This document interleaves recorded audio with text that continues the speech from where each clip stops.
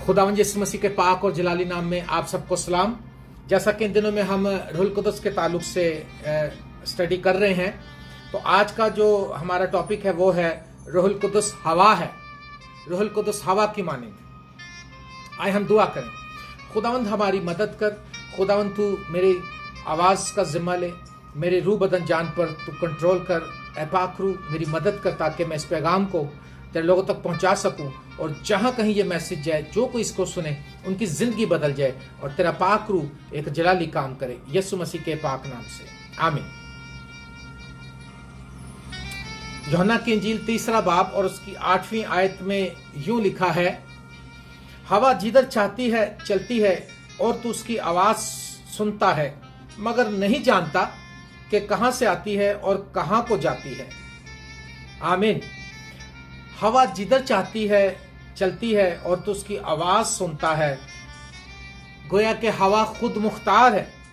हवा जिधर चाहती है चलती है और तू उसकी आवाज सुनता और जानता नहीं कि कहां से आती है और कहां को जाती है। हवा खुद मुख्तार है, रूहुल कुद्स भी खुद मुख्तार है। याद रखिए, बहुत से लोगों की नाकामी की वजह यह है कि वो पाक रूह को मशवरे देते हैं और पाक रूह को कहते हैं ए पाक रूह ऐसा कर दे। अगर आप बेहतर नताइज चाहते हैं तो अपने आप को पाक रूह के ताबे कर दें और कहें कि पाक रूह तू हमें गाइड कर, तू हमें बता हम क्या करें, हम किस तरह से आगे बढ़ें। क्योंकि हवा खुद मुख्तार है, पाक रूह खुद मुख्तार है। और लिखा तो उसकी आवाज़ सुनता है और नहीं जानता है कहाँ से आती और कहाँ को जाती है। आवाज़ सुनते हैं हवा की। आपको पता है जब हवा चलती है तो उसकी आवाज़ आती है, ऐसा ही ना, लेकिन ये नहीं पता चलता कि आई कहाँ से और गई कहाँ को। क्योंकि अगर हम पहला कुरिन्थियों का 12वां बाब देखें, उसकी 4थी आयत से 11वीं आयत तक देखें जरा, हम इस हवाले को देखेंगे। यहां पर क्या लिखा है, पहला कुरिन्थियों 12वां बाब और उसकी 4थी आयत से 11वीं आयत तक यहां पर लिखा है, नेमतें तो तरह तरह की हैं मगर रूह एक ही है, और खिदमतें भी तरह तरह की हैं मगर खुदावंद एक ही है, और तासीरें भी तरह तरह की हैं मगर खुदा एक ही है, जो सब में हर तरह का असर पैदा करता है। लेकिन हर शख्स में रूह का ज़हूर फायदा पहुंचाने के लिए होता है, क्योंकि एक को रूह के वसीले से हिकमत का कलाम अनायत होता है और दूसरे को उसी रूह की मर्जी के मुवाफिक इल्मियत का कलाम, किसी को उसी रूह से ईमान और किसी को उसी एक रूह से शिफा देने की तौफीक, किसी को मौजिज़ों की कुदरत, किसी को नबूवत, किसी को रूहों का इम्तियाज, किसी को तरह तरह की जुबानें, किसी को जुबानों का तर्जुमा।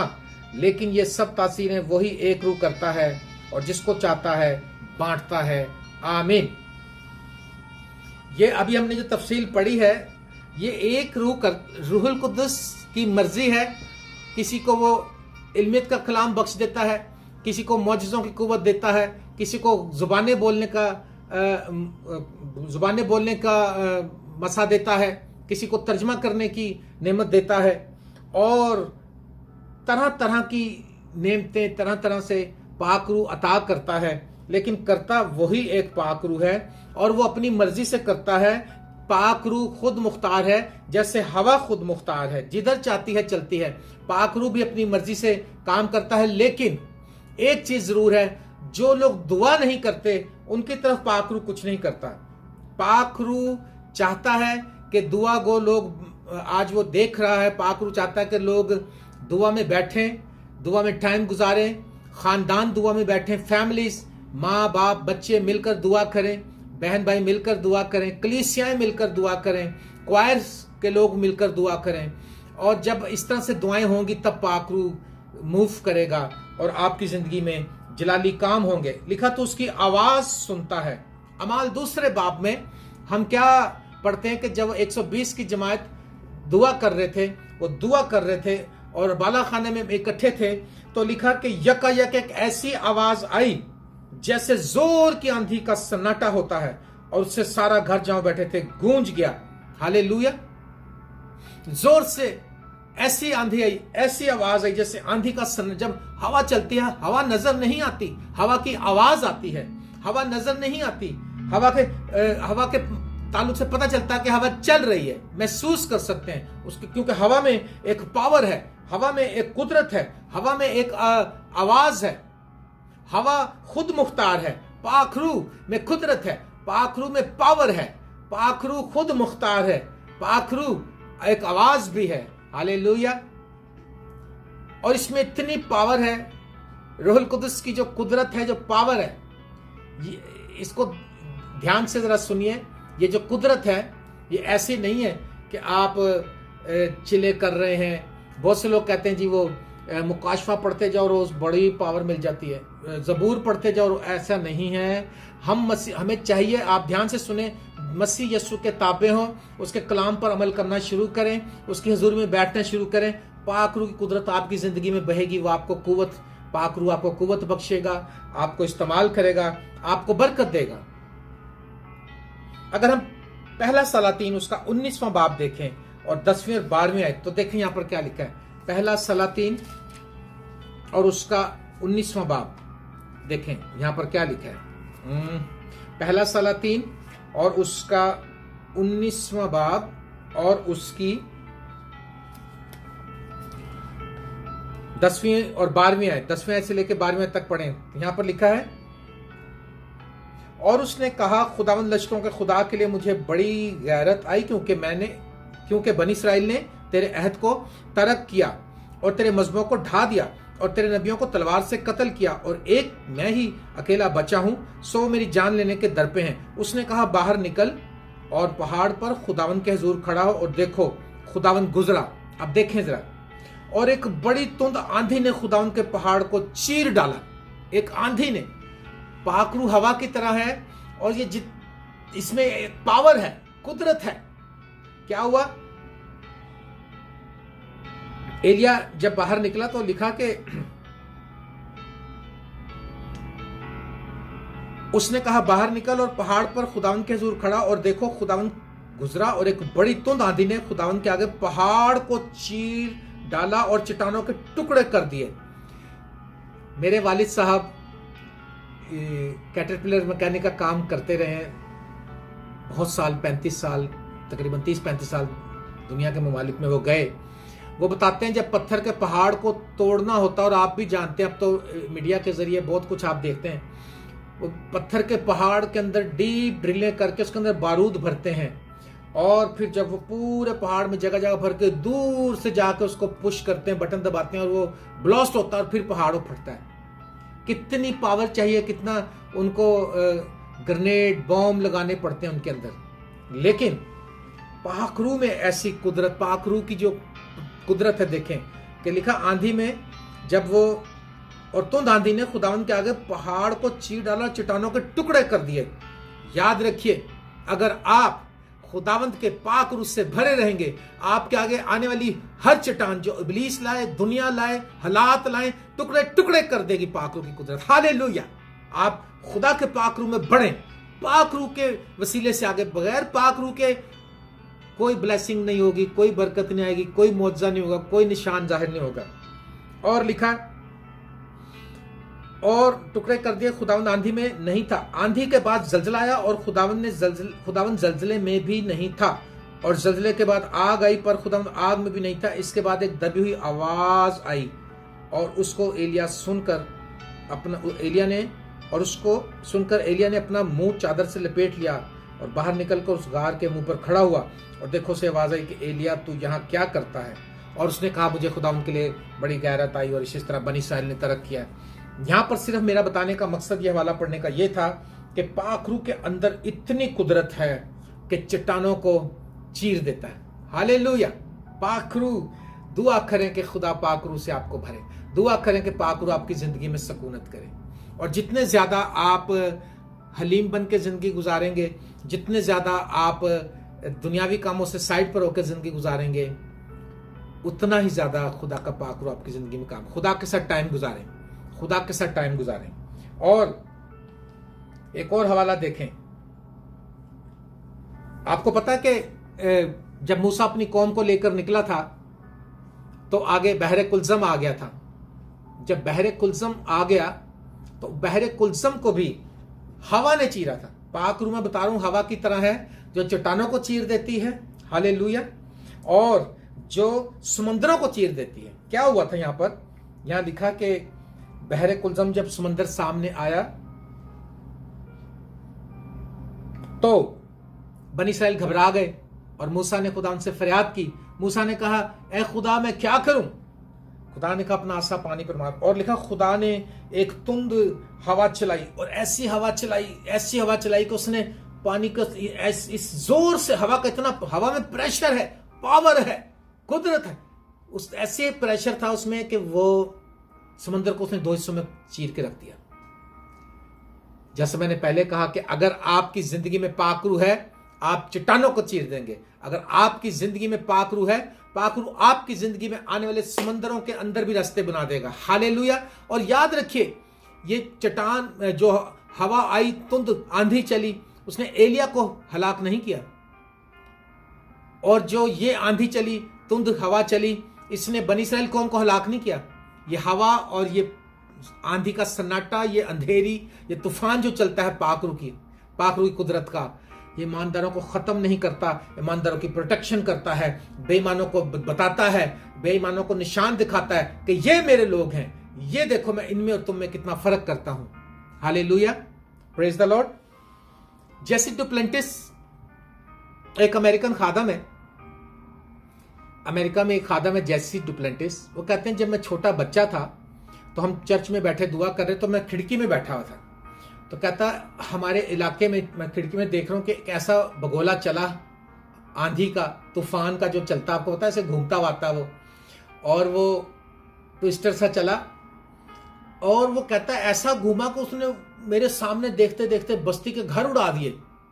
और कहता कि हम चर्च में बैठे थे और हम बड़े परेशान थे और सबने देखा, लेकिन पास्टर ने कहा दुआ करते रहो, बस हम अपना दुआ करते रहे। और कहता मेरा ध्यान उस बगोले की तरफ ही था।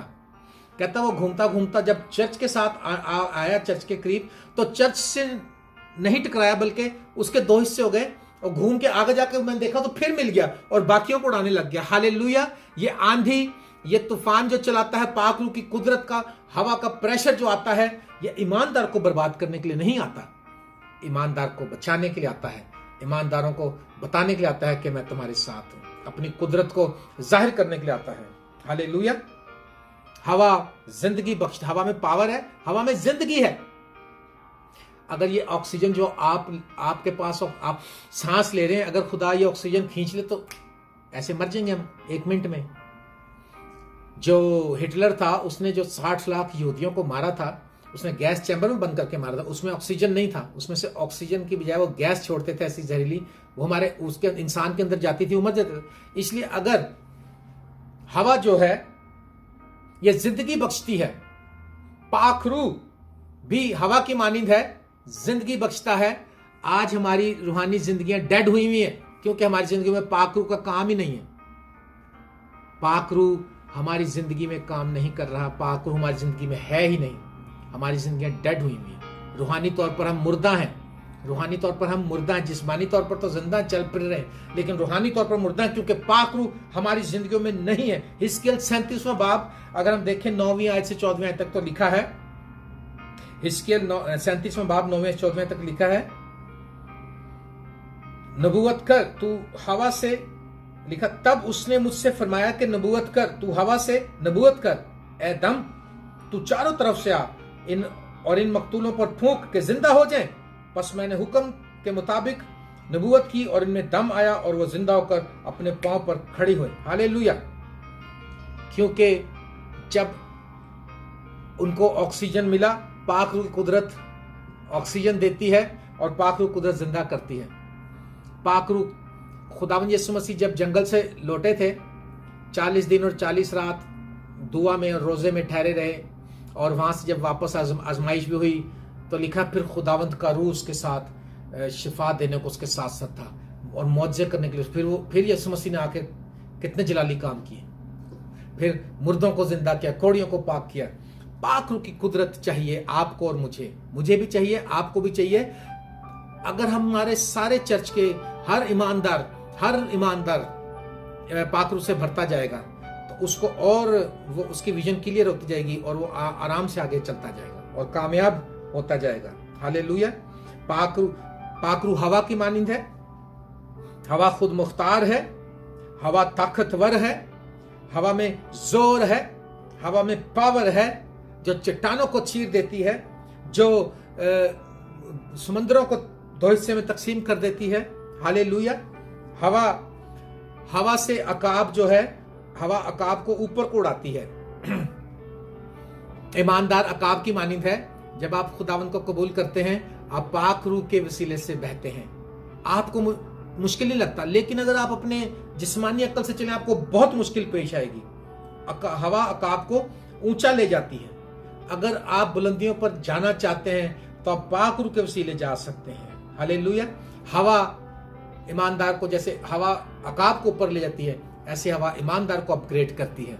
हवा में पावर है। हवा देख लें, उसमें जहाज भी तैरता है, उस पर परिंदे भी उड़ते हैं, उसमें जहाज उड़ते हैं। हवा में पावर है।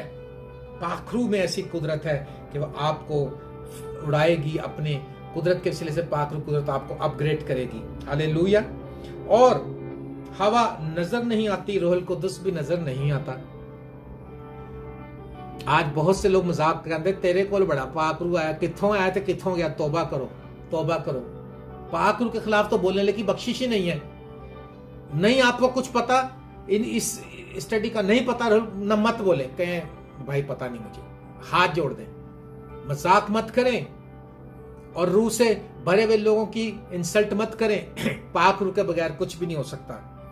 रूहुल कुद्दुस, हवा नजर नहीं आती, रूहुल कुद्दुस भी नजर नहीं आता, पाक रूह भी नजर नहीं आता। रूहुल कुद्दुस के काम, हवा के काम नजर आते हैं, रूहुल कुद्दुस के भी काम नजर आते हैं। आपको तो जब आंधी तूफान आके गुजर जाता है, जहां पर मैं रहता हूं यहां पर बड़े तूफान आते हैं अमेरिका में, इतनी हाई स्पीड पे आते हैं और दरख्तों के दरख्त उड़ जाते हैं, घर उड़ जाते हैं। हवा तो किसी ने भी नहीं देखी होती, लेकिन उसके काम पता चलते हैं कि ओहो पाक हवा आई थी और काम हो गया उसका। ये बोर्ड उड़ गए, दरख्त गिर गए, घर गिर गए। पाक रूह की जब कुदरत आएगी 120 की जमात पर आई, वो फिर उसके बाद उन्होंने देखा ये क्या हो रहा है। नजर कुछ नहीं आ रहा, काम नजर आ रहा था, नबूवतें हो रही थी, गैर जुबानें बोली जा रही थी, तर्जुमे उनके अपनी अपनी जुबानों में समझ आ रहा था। तो क्या है, पाक रूह, हवा नजर नहीं आती, पाक रूह भी नजर नहीं आता। हवा के काम नजर आते हैं, पाक रूह के काम नजर आते हैं। हालेलुया। और पाक रूह खुद मुख्तार है। दुआ जब कर रहे थे तो सब, जब आंधी सी आई उधर पाक रूह की, तो सब उल्टे पुल्टे हो गए। वैसे तो हम बड़े सिविलाइज होके बैठते हैं सब कुछ, लेकिन जब पाक रूह आता है हम बड़ा कुछ सोचते हैं, हम ऐसे करेंगे, हम ऐसे करेंगे, हम ऐसे करेंगे, ऐसे करेंगे। पाक रूह कहता नहीं, ऐसे नहीं, ऐसे करेंगे। और फिर हम समझते हैं कि हाँ ये बात है। पौलुस रसूल ने कई बार बताया कि हमें पाक रूह ने मना किया कि वहां पर नहीं जाना। पाक रूह ने कहा वहां चला जा। पतरस को कहा उनके साथ हो ले। पतरस को जब वो छत पर बैठा बेखुद हो गया तो उसको कमांड किया कि जा इनके साथ हो ले। खुदा चाहता है अगर हम हवा चल रही हो और हम उसके मुखालिफ जाएं तो हमसे चलना मुश्किल होता है। हमारी गाड़ियां नहीं चलती, हमारी साइकिलें, मोटरसाइकिलें नहीं चलती। और अगर हम अपने मंजिल की तरफ जा रहे हैं और हवा भी उधर की हो तो हमारी स्पीड डबल हो जाती है।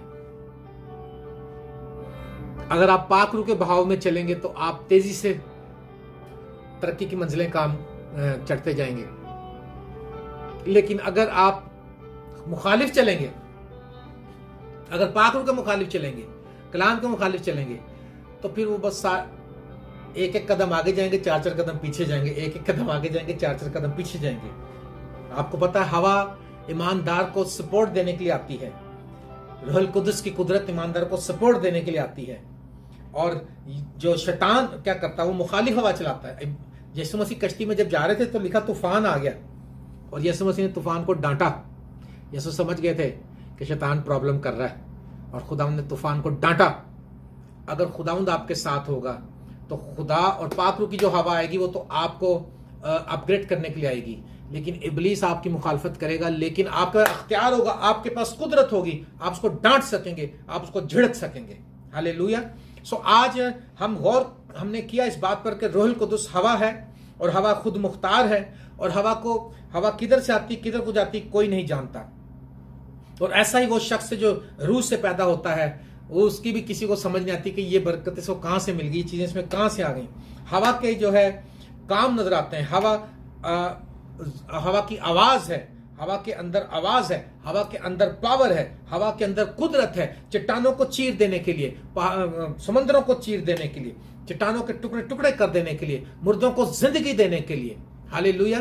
क्योंकि पाक रूह एक हवा की मानिंद है, और ये जैसे सांस ऑक्सीजन हमारे लिए जिंदा रहने के लिए जरूरी है, इस तरह हमारी रूह के लिए, हमारी रूहानी लाइफ के लिए पाक रूह बहुत जरूरी है। पाक रूह हमें अपग्रेड करने के लिए, जैसे आब हवा में ऊंचा चला जाता है, हमें ऊपर को ले जाती है। पाक रूह की जो हवा चलती है हमारी जिंदगी में, पाक रूह नजर नहीं आता, पाक रूह के काम नजर आते हैं। हालेलुया।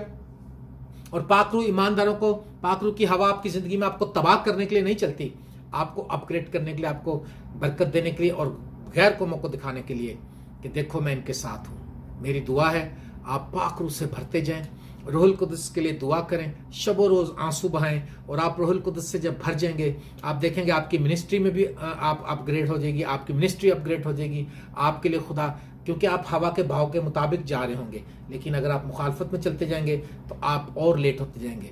और आज जो दौर है, ये जो दौर इस वक्त एक बुरा वक्त चल रहा है, इसमें जरूरी है कि हम रूह की हिदायत से, रूह की तहरीक से चलें, ताकि पाक रूह में गाइड करें। मेरी दुआ है कि जितने भी इसको सुन रहे हैं, देख रहे हैं, आप पास्टर हैं, मिनिस्टर हैं, खुदा आपकी मिनिस्ट्रियों को बढ़ाए, खुदा आपकी क्वायर पर पाक रूह की कुदरत नाजिल करे, खुदा आपके घरों में पाक रूह कुदरत नाजिल करे। और जितने पास्टर हैं खास तौर पर, वो उन पर पाक रूह नाजिल हो, उनको कलाम सुनाने के लिए पावर मिल जाए, उनको कलाम सुनाने के लिए रहनुमाई मिल जाए। उनसे बहुत से पास्टर जो है मौजज़ात हो उनके हाथों से, और निजात का काम हो, शिफा का काम हो, सोल विनिंग का काम हो, और बहुत से अचंभे काम पाक रूह कुदरत से आपकी जिंदगी में। मेरी दुआ है खुदा आप सबको बरकत बख्शे। God bless all of you. Thank you very much.